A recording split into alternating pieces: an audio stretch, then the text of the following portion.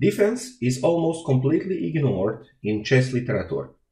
I know what to look for when it comes to attack, good squares, weaknesses, more pieces in right area, and I have an intuitive sense of when an attack is likely to be successful, but I have no guidelines how to find proper defensive moves.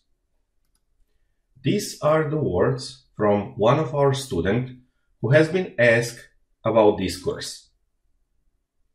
In this video about how to defend, we will try to show you some basic fundamental ideas and the approaches how, when, and why you need to defend yourself. I am FIDE Master Marko Makaj, and together with Igor Smirnov, we make this video Defending Champions. This video contains 15 courses, 15 chapters, with more than 3 hours of great material about how to defend yourself. Beside of these video chapters, we also make very practical part with a lot of games so that you can practice even the theoretical knowledge and you can make the progress with somehow trying to see what and how it happens in these examples.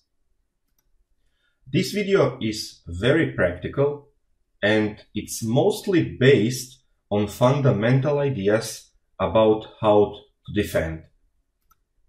All videos, all chapters in this video course are carefully selected. Even very solid players understand and they knowing what to do when they come to attack.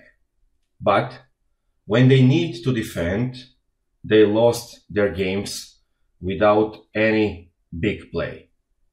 So, in these chapters, in this video, we will try to show some basic examples, some basic ideas and basic approaches, how, why, and what, and even when we need to defend ourselves.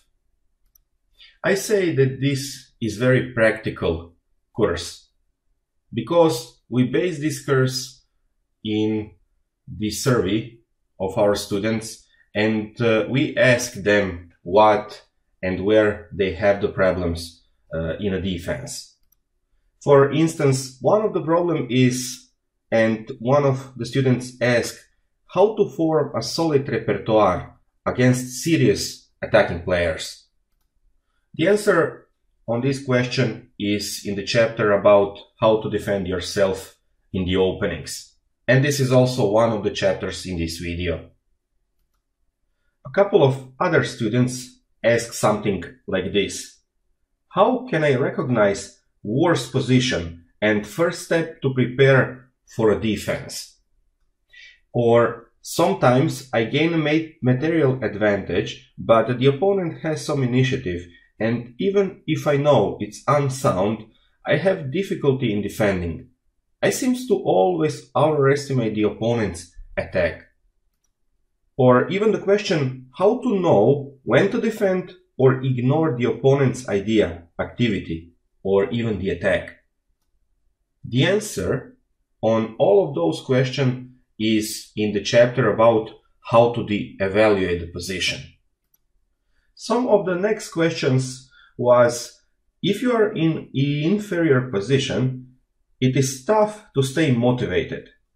Everything seems to be easy for you, the dangerous, the move, maybe the trap.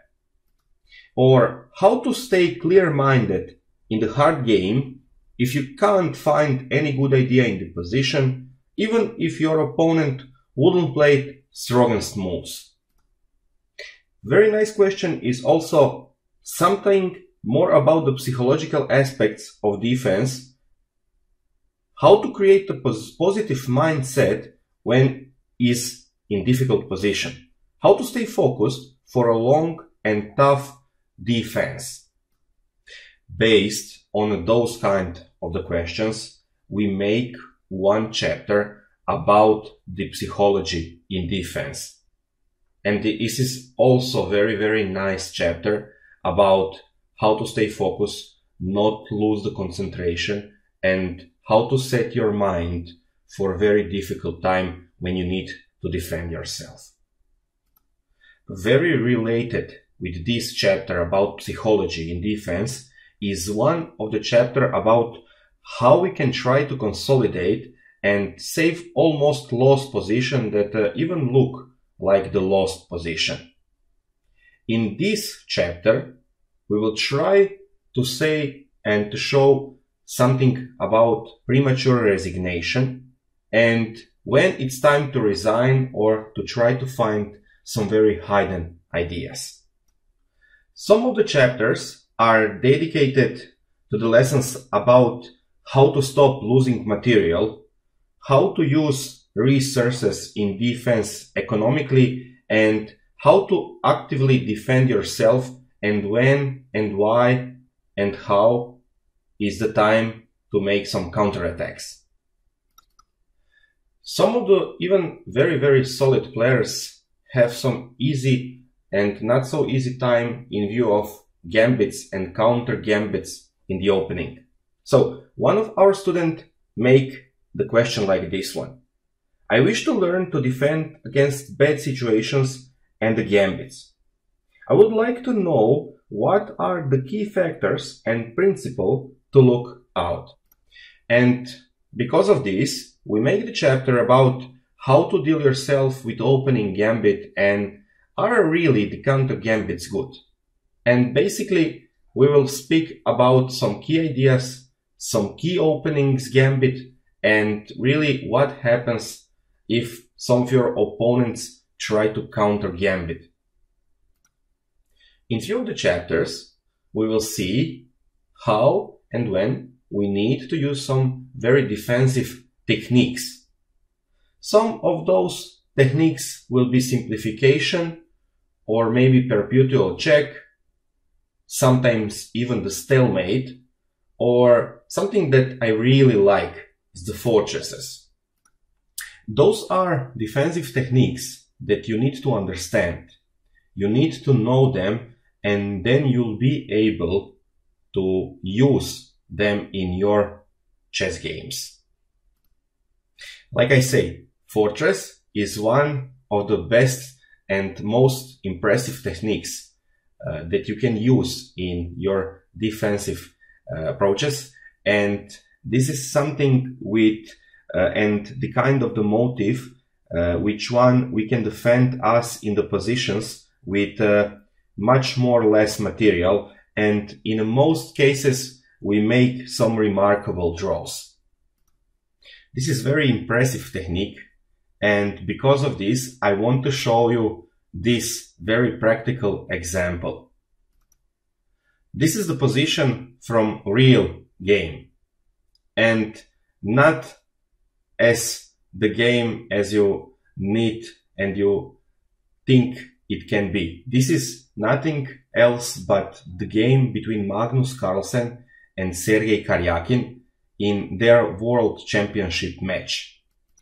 This is really the fourth game where Sergei Karyakin was white and Magnus Carlsen was black. If you look at this position, on first you will say that black is completely winning. His king is on a2 and it's very attacking piece, and those two bishops on c7 and on d7 are monsters. White doesn't have anything else but those very defensive structure, and both of the pieces that are on the board, this bishop on e3 and knight on f2, are completely tight in defense. They cannot do anything else but just stay on those squares and try to defend his position.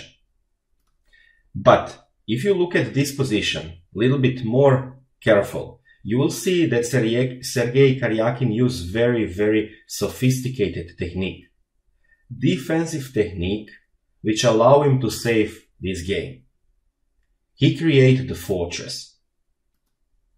You can see now that black cannot make any serious attack, and he make the top of his positional advantage, and now it's all about positional strength of white pieces, which are not very good, but they use the purpose of defending the position and they create the fortress. For instance, if black king now move himself to a1 and try to see what white wants to do, he will simply play just king c2.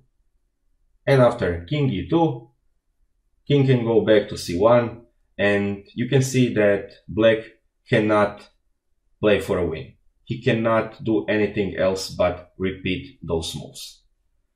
The other idea that is possible here, and the idea that Magnus play, is bishop f4. We try to exchange this bishop in order to maybe go back with the king and then do something on the king side. But neither this will work because this is the perfect fortress and white will easily can take on f4. After taking on f4, king c2 will make this fortress very, very strong.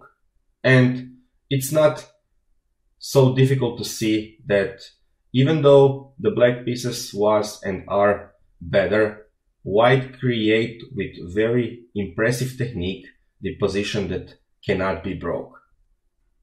One thing that I heard after this game is when some of the commentators asked the Magnus what he think about this game, and he was disappointed that he didn't success in winning this game, is really that his idea and his vision, and it was also his answer on this question, and his answer was that he really don't believe in the fortress, and in most cases that he thinks that those fortresses can be broken. But after this game, I think he will be much more careful about the fortresses, and maybe he create some of them even in his game. I hope that you will enjoy in this video, and on the end of this video that you will know how to defend.